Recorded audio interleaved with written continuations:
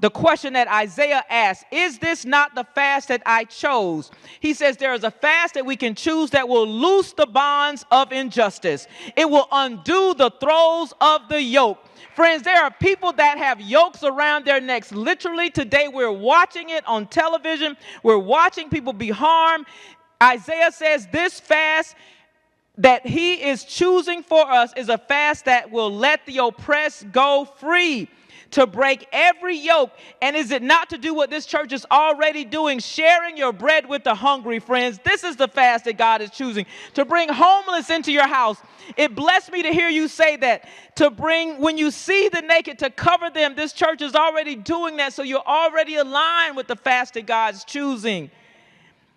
But it says to not hide yourself from your own kin. Friends, this is not the time to hide. And then it says manifesting healing. Isaiah says, if this is the focus of our fast, he says, then the light shall break forth like the dawn. We want to see the light. We want to see the glory of God. He says, choose the fast that I'm calling you to fast in. He says, your healing shall spring up quickly, not slowly. Our healing can come quickly.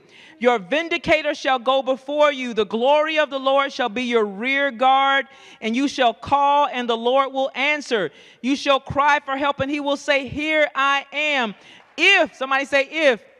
You remove the yoke from among you, the pointing of the finger, the speaking of evil. If you offer food to the hungry and satisfy the needs of the afflicted, he says, then the light will rise in the darkness and the gloom will be like the noonday. The Lord will guide you continually and satisfy our needs in parched places. This is the text preaching today, Serge. He says, you'll make your bones strong and you'll be like a watered garden, like a spring of water whose waters never fail. Your ancient ruins shall be rebuilt, and you shall raise up the foundations of many generations. You, church, shall be called the repairer of the breach. There's a breach that has happened. There's a fast that we can choose that can help heal the breach.